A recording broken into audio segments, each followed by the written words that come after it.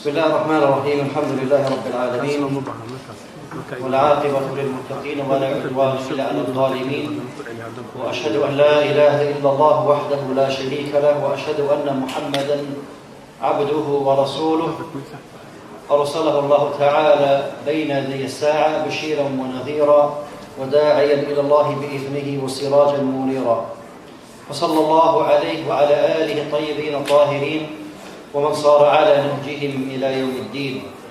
Indeed, all praise due to Allah subhanahu wa ta'ala, and may the peace and blessings be of Allah subhanahu wa ta'ala be upon his final messenger Muhammad sallallahu alayhi wa sallam. My dear brothers and sisters, I greet you with the greetings of Islam. Assalamu alaikum wa rahmatullahi wa barakatuh. Now,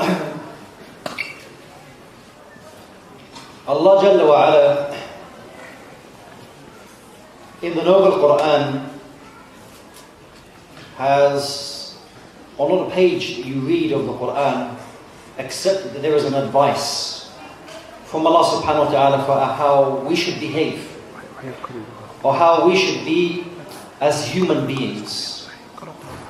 So from the first page that you open, reading Surah Al-Fatiha, there is an acknowledgement of Allah subhanahu wa ta'ala's rububiyyah, of Allah subhanahu wa ta'ala's lordship, that He is Al-Khaliq, Mudabbir Al-Amr, Malik Kulli Shay, Al-Razzaq, that He subhanahu wa ta'ala is the creator, the sustainer, the controller of all the affairs of the universe. And that you recognize, or Allah subhanahu wa ta'ala tells us, that we are in need of Him. When we ask Allah subhanahu wa ta'ala, Ihdina as-sirata al-mustaqim, Oh Allah, guide us to the straight path. There is an acknowledgement of our weakness and our need of Allah subhanahu wa ta'ala. Until the very last page of the Quran, where you find 3 chapters. Surah Al-Ikhlas, Surah Al-Falaq, and Surah Al-Nas. Your testification, there is none except Allah subhanahu wa ta'ala, the one who has no need of His creation. And that you seek refuge in Allah subhanahu wa ta'ala, you seek His protection from the evil that exists. That every good that is good for us, or that may benefit us, that may help us in this life, Allah subhanahu wa ta'ala and His Nabi sallallahu alayhi wa sallam informed us of that. There is no good that will benefit you in this life and in the hereafter, except, as Abu Dharr radiallahu anhu said, there was not a bird in the sky that passed us by, except that the Prophet sallallahu alayhi wa sallam would tell us about some form of benefit on that. There is a benefit in everything that you can find in Al-Islam.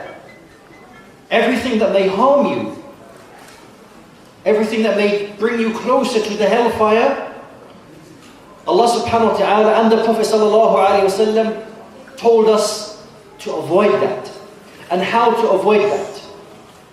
So righteousness has been defined for us, has been made clear to us. Now, many of us, when we talk about righteousness, and if you want to put that in Arabic, there's a few words that can be used. Al-Bir, Al-Ihsan, all of these are comprehensive words that are all to do with righteousness. Salah, all of these to do with goodness. But for a Muslim, it's extremely important for us to understand the real asas, or the origins of righteousness. Now, there are many things that we face that will try to take us away from righteousness, that may come in the form of redefining or changing what righteousness actually means. Ma'ruf, what do we mean by goodness? Or that what is pleasing to Allah subhanahu wa ta'ala. That will forever till the coming of the hour never be changed. What was good 1,000 years ago will be good and righteous in 1,000 years' time, if indeed there is another 1,000 years of our lives, of this worldly life. So when we focus on righteousness, we should focus on two levels. We focus righteousness on two levels. There is righteousness of al-zahir, of the apparent, of that what you see. So when you meet people, when you are helping people or doing things for people, you're showing them birr, you're showing them ihsan. Allah subhanahu wa ta'ala tells us, وَعَبُدُوا اللَّهَ وَلَا تُشْرِكُوا بِهِ شَيْئًا وَبِالْوَالِدَيْنِ إِحْسَانًا. And, O mankind, that you should not worship except your Lord, Allah subhanahu wa ta'ala, and to your parents, to your mother and father, you show ihsan. This is the haqq of your Creator, to worship Allah subhanahu wa ta'ala, and the haqq, or who has the greatest haqq concerning the creation, and that is one's parents. And that is you show them ihsan. That is you show them goodness. That is how you deal with them, how you speak with them, how you interact with them. There is this outer righteousness that we will show. But to ensure that this righteousness, this goodness has a real value, it is that of qima, or dhul qima. It is important that internally, inside, that there is a righteousness, or salahul qalb, righteousness of the heart, goodness of the heart. Now we all know that the Prophet ﷺ told us that there is within our bodies different organs, different body parts. But there is one body part that if it is sound, if it is good, if it is righteous, then everything will be righteous. Everything. Depending on one thing, if that is good, everything around it will also be good. أَلَا وَهُوَ الْقَلْبُ, or أَلَا وَهِيَ الْقَلْبُ. None other than the heart. If the heart is righteous, if the heart is good, then everything that follows will be good, inshaAllah ta'ala. And I think, whereas once upon a time, or not so long ago, talking about spirituality, talking about matters of the heart, was something you have to be very careful of. Because maybe, number one, you might get accused of, trying to preach some Sufi tariqah. What you talk about spirituality all the time for? Where's the practical side of our religion? So you find some people that only talk about the practical side of our deen, and that they don't talk about what is internal, what is inside us. And then the other extreme, where the people, they don't talk about the actions at all, the outer actions, but they start talking about only the heart, how to soften the heart, talking about the heart and nothing but the heart. The actions, externally, they take a back seat. There has to be a fine balance between the two. And within this conference, over the past few days, there has been a balance with the lectures and the content of the lectures about having that correct balance in the Muslim's life. Because it's important we have a good balance. Allah subhanahu wa ta'ala made this ummah an ummah of i'tidal, in the middle. Where Allah subhanahu wa ta'ala told us, وَكَذَلِكَ جَعَلْنَاكُمْ أُمَّةً وَسَطًا لِتَكُونُوا شُهَدَاءَ عَلَى النَّاسِ. So that you are witnesses over mankind. Allah subhanahu wa ta'ala made this ummah of Muhammad alayhi salatu wasalam, an ummah which is not just in the middle, because what's the benefit of being in the middle? What does that mean? I'm in the middle. Yeah, so what? I'm on the right, you're on the left, I'm in the middle. So, what is the importance of being in the middle? Being in the middle doesn't just mean in the middle. So when you say this is the middle path, so what does that mean? When you're on the motorway, you have maybe 3 lanes or 4 lanes or 5 lanes, one in the middle, doesn't mean anything special. But al-wasatiyya here, being in the middle, means that you are balanced. that there is no extreme on one side or the other. Our belief in the Anbiya, our belief in the Prophets, alayhi salatu wasalam, is balanced. It is in the middle. We do not worship prophets, nor do we deny prophets. We have belief, we have iman in every single prophet that Allah subhanahu wa ta'ala sent. And our belief in them is as Allah subhanahu wa ta'ala has informed us. Concerning our eating habits, concerning our ibadah, our worship, the Prophet sallallahu alaihi wasallam rebuked, told some Sahaba off. Why? Because they were doing things which were seen as a little bit extreme. They were discussing amongst themselves, and they said, "Where are we from the Prophet sallallahu alaihi wasallam?" One of them said, "You know what? I won't get married. I'll just busy myself with ibadah." The other one said, "Sa'asumu kulli yawm. I'll fast every day." The other one said, "I will stand up in prayer every night." When the Prophet ﷺ heard about this, he told them, "This is not correct. فَمَنْ رَغِبَ عَنْ سُنَّتِي فَلَيْسَ مِنِّي." That whoever goes against my teachings, the sunnah of Rasulullah ﷺ, is not from me. So it's important that when we understand these topics, we understand them in the correct light and in the correct way. So when we're talking about righteousness, it is not just talking about outer actions, and it's not just talking about actions of the heart, but there is a link between the both. There's an attachment between your heart and your actions. You cannot just have actions with an empty heart, with nothing in your heart at all. The closest person to this is a munafiq, a hypocrite. That there is nothing internally. It's empty. But they have outer actions. And then you find another person who is so extreme in their actions that they go away from the teachings of Rasulullah sallallahu alaihi wasallam. And there we have examples where the Prophet ﷺ told them to come back in line. That this is my sunnah and this is what you should follow. Now, all of our outer actions, they are a thamara. They are a fruit. They are, inshallah ta'ala, the next stage of what exists in our hearts. The Prophet sallallahu alaihi wasallam, when addressing the Sahaba, said to them concerning taqwa, the taqwa of Allah subhanahu wa ta'ala, God consciousness, and awareness of Allah subhanahu wa ta'ala.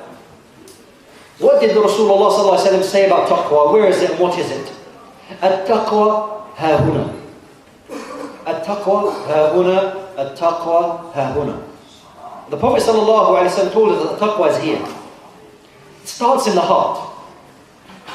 It starts in the heart where you have an awareness of Allah subhanahu wa ta'ala, and then in your actions you see the benefits, you see the fruits of that taqwa. So this is how the Prophet ﷺ told us what or where taqwa is. And that the Prophet ﷺ told us, إِنَّ اللَّهَ لَا يَنْظُرُ إِلَى صُوَرِكُمْ وَأَجْسَامِكُمْ وَصُوَرِكُمْ. Allah subhanahu wa ta'ala does not look at your outer shells, that what exists outside. وَلَكِنْ يَنْظُرُ إِلَى قُلُوبِكُمْ وَأَعْمَالِكُمْ. But Allah subhanahu wa ta'ala looks at your hearts and looks at your actions. This is what you will be judged for. This is where the test is. That when you are worshipping Allah subhanahu wa ta'ala, it is not how fancy that you can make your salah. Because the Prophet ﷺ warned us about riya, about showing off. About a man yuzayinu salatuhu, he would beautify his prayer, or she may beautify, make their salah very nice, because somebody is looking at them. The secret here is to worship Allah subhanahu wa ta'ala as though you see Him. فَإِن لَمْ تَكُنْ تَرَى فَإِنَّهُ يَرَاكَ. The secret is, or the real special level that we want to reach, is to worship Allah subhanahu wa ta'ala To worship Allah subhanahu wa ta'ala as though we see Him subhanahu. And even though we do not see Him, know that He sees us subhanahu wa ta'ala. We do not see Allah Azza wa Jal, but we know that He sees us. أَلَمْ يَعْلَمْ بِأَنَّ اللَّهَ يَرَى. Do they not know, they not think that Allah subhanahu wa ta'ala sees them at every moment of their lives, when they are sleeping, when they are alone? At-taqwa is that act of ibadah, that awareness of Allah subhanahu wa ta'ala, that when you are alone, that you remember your Lord. When nobody is around, nobody sees you, that you have an awareness of Allah subhanahu wa ta'ala. You remember that you will one day stand in front of Allah subhanahu wa ta'ala, and that you will be accountable for your deeds. That you will be questioned for that what you said, and that what you did. You will remember that your limbs, that your tongues, that your hands, and that your feet will all speak either for you or against you. That there will be no time that you said or did anything, or you walked to a place, or a place that you prayed, except that there will be a witness for you or a witness against you. So the Prophet ﷺ defined for us that what was good and that what was righteous.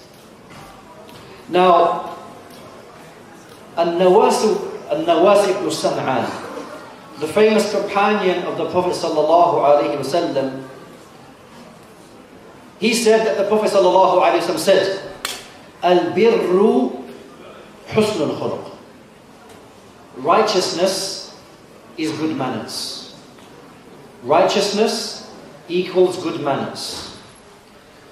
So when we're talking about righteousness and that balance of having good understanding of balance in behavior, the most important aspect of that, of righteousness, as defined by the Prophet ﷺ, is a good character, having good manners, the speaking good to one another, to address with one another with respect. So this hadith explains to us the importance of having good manners and the impact that manners can have on another person. Now this narration that I just said to you here, that righteousness is good character, and a sin is that what bothers you and that you don't want people to know about it. And Nawas ibn Sam'an is a famous companion of the Prophet ﷺ. And this narration sheds some light on more important aspects of what we're talking about of righteousness and sin, and helping define them for us. And that we won't allow other people, or cultures if you like, to tell us this is good and this is bad. Because understanding what is good and what is bad is part of the revelation of Allah subhanahu wa ta'ala. Now, when the Qibla was changed from Masjid al-Aqsa, that the Muslims at the beginning of Islam used to pray towards Masjid al-Aqsa, and then the ayat in Surah Al-Baqarah came to change the Qibla to Masjid al-Haram. The Muslims began praying towards Al-Kaaba. Some of the hypocrites and the non-Muslims in Medina wanted to engage within the Muslims and create some dissension and some dispute and arguments. And they said, why is it now, after all this time, you're suddenly praying towards Mecca when you used to face Al-Quds? What kind of religion is this? One week you're praying this way, another week you're praying that way. Does this mean that your prayers, that they were wrong and that they're not accepted in the previous? Allah subhanahu wa ta'ala tells us about these people. When He subhanahu wa ta'ala says, سَيَقُولُ السُّفَهَاءُ مِنَ النَّاسِ that the fools amongst the people, they will say, ما ولاهم عن قبلتهم التي كانوا عليها. What has changed them or turned them from the qibla that they were upon once? قل لله المشرق والمغرب. Say to them, respond to them, that to Allah belongs the east and the west. يهدي من يشاء إلى صراط المستقيم. إلى صراط المستقيم. That Allah subhanahu wa ta'ala guides whom He wills to the straight path. And that real righteousness is what? ليس البر أن تولوا وجوهكم قبل المشرق والمغرب. That righteousness is not about where you turn your faces. These outer actions that you are doing. The essence of your bir is not about direction of this or that direction. ولكن البر. But rather righteousness is what? من آمن بالله واليوم الآخر والملائكة والكتاب والنبيين وآتى المال على حبه ذوي القربى. Allah subhanahu wa ta'ala makes a very beautiful verse. Allah subhanahu wa ta'ala tells us what is bir. Bir is about righteousness, is about those who have belief in Allah. And those who have belief in the hereafter. Who have belief in the angels and the books. And that they give their wealth in spite of their love for it, that they give it to their family members. They give it to the orphans. And that they give it to the poor. And they give it to the traveler. And those who ask to set slaves free. وَأَقَامُوا الصَّلَاةَ وَآتُوا الزَّكَاةَ. And that they are the ones who establish the prayer. And they are the ones who give zakah. وَالْمُوفُونَ بِعَهْدِهِمْ. And those who fulfill their agreements. إِذَا عَاهَدُوا. If they're given an agreement with somebody, they fulfill their contracts. وَالصَّابِرِينَ فِي الْبَأْسَاءِ وَالضَّرَّاءِ وَحِينَ الْبَأْسِ. And that they show patience at the times of poverty and difficulty and during conflict. أُولَٰئِكَ الَّذِينَ صَدَقُوا وَأُولَٰئِكَ هُمُ الْمُتَّقُونَ. That these are the truthful ones, and that they are the ones who are truly God-fearing.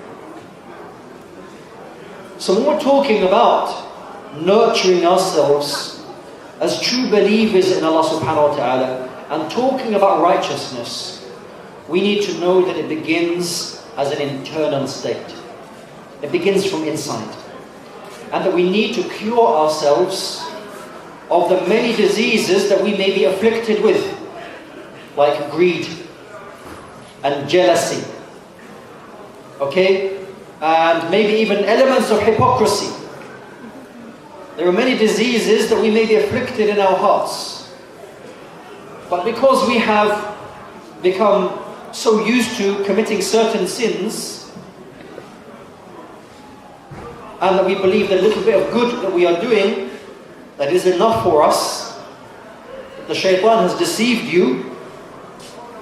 That what is in terms of disobedience to Allah subhanahu wa ta'ala, you belittle it. You say these are big sins and these are small sins. As the Prophet sallallahu alaihi wasallam told us, لا تنظروا إلى صغر الخطيئة. Do not look at the smallness of your sin. This is not like a game where you count your small sins and then you count your big sins.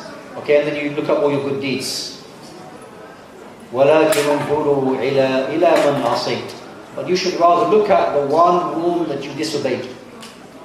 You disobeyed Allah subhanahu wa ta'ala. Small sin or big sin. أنت عاصي or عاصية. You are a disobedient servant. And that you should turn back to Allah subhanahu wa ta'ala. Now, when talking about the internal, making sure our hearts are as clean, as pure as possibly we can make them, we also have to fulfill the outer obligations so that we can feel that we are doing actions in our service to Allah subhanahu wa ta'ala. So we work hard on not being greedy and selfish and staying away from jealousy. So the action that I am not going to be stingy, stingy, withhold money, is that I will actually give money. There's no point saying, I won't be stingy, inshallah, I won't be stingy, I'll cure myself of that. To help you cure of that, you have to give them charity. So to overcome that illness. Likewise, the salah, the prayer itself. And my dear brothers and sisters, and as an advice, that if there was a single advice that you take with you, and that you have 30 seconds with another person, and you say to them, okay, give them an advice that will help them, inshallah ta'ala. You can tell them one thing. We're all Muslims. You can give them one advice. One of the most important advices, or if not, it could be debated, the most important advice you can give to them is to establish the prayer. To hold on to the prayer.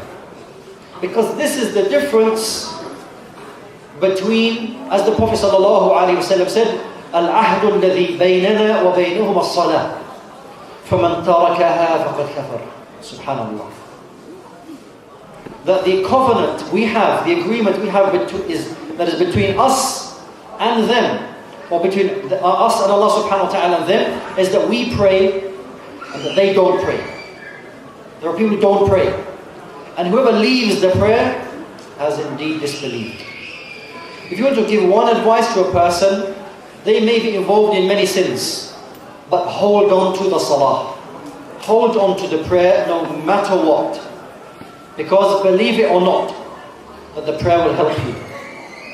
إِنَّ الصَّلَاةَ تَنْهَى عَنِ الْفَحْشَاءِ وَالْمُنكَرِ. That the prayer, if it is established within that person, will help them push away and protect them from haram, lewd, misbehavior, evil. It will help them protect themselves from that. So Islam came, Allah subhanahu wa ta'ala came, or gave us rather, this religion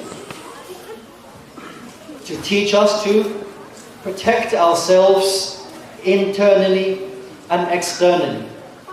That there is nothing that you need except that you can find it in the Quran and the Sunnah for your salvation, for you to be saved, to have the best of this life and in the hereafter.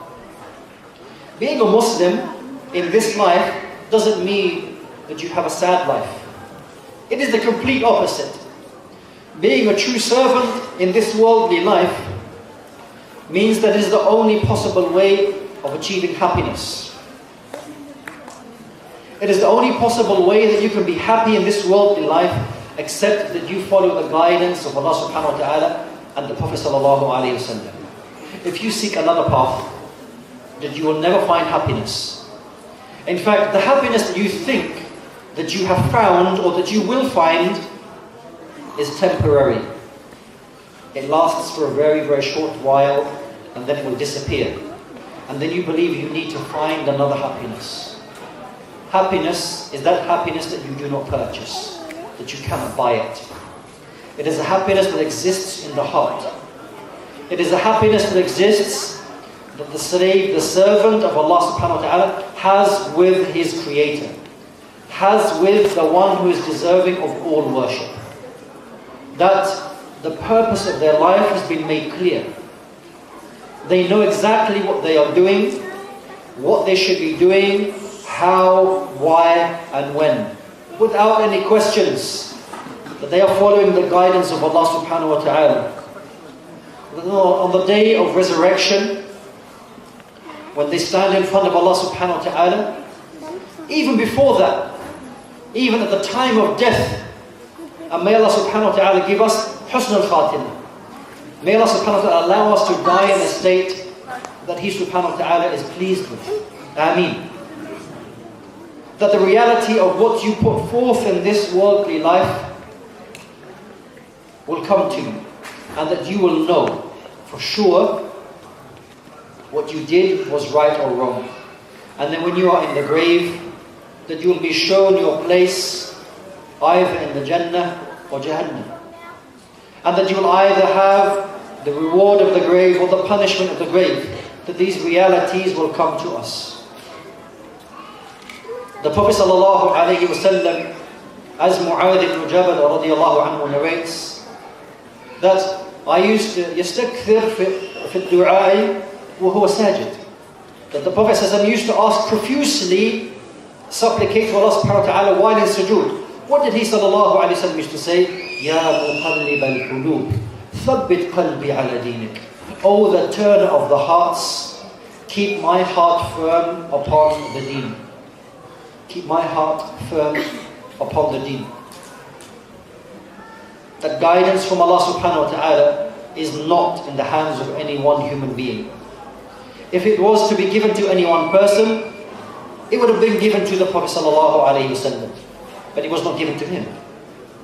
Because his uncle, Abu Talib, he was called to Islam before he died.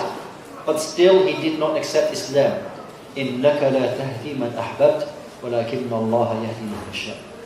You do not guide whom you love, but Allah subhanahu wa ta'ala guides whom He wills. وَهُوَ أَعْلَمُ بِالْمُهْتَدِينَ. And that Allah subhanahu wa ta'ala has all knowledge of those who are to be rightly guided. Every day, my dear brothers and sisters, ask Allah subhanahu wa ta'ala to guide you to the straight path, to give you a long life. Not just a long life, but with good deeds. The best life is that life, it is a long life with good deeds. Don't allow you to have a long life and that you have bad deeds. That you meet Allah subhanahu wa ta'ala in a way that He is pleased with you. This is all you want. That you die in a state in a way that Allah subhanahu wa ta'ala Jalla wa ala, is pleased with you. This is something you should ask Allah subhanahu wa ta'ala. For how many people that the ending of their lives has been su'ul khatim, has had a bad ending. Has had a bad ending. They were doing something and Allah subhanahu wa ta'ala was not pleased with them. They were committing haram. Nas'alallahu bis-salamati wal-afiyah. So ask Allah subhanahu wa ta'ala, my dear brothers and sisters, for a good ending. And that Allah subhanahu wa ta'ala keeps us all on the straight path. I ask Allah subhanahu wa ta'ala to bless every single one of us in this gathering. And I ask Allah subhanahu wa ta'ala to reward all of those brothers and sisters who are involved in the establishing of this particular and blessed conference. It is indeed a great achievement to have a 3-day conference, and it is a testament to the intentions, inshallah ta'ala, of the brothers and sisters involved in that is done for the face of Allah subhanahu wa ta'ala alone. And I ask Allah to bless them and give them the best of reward.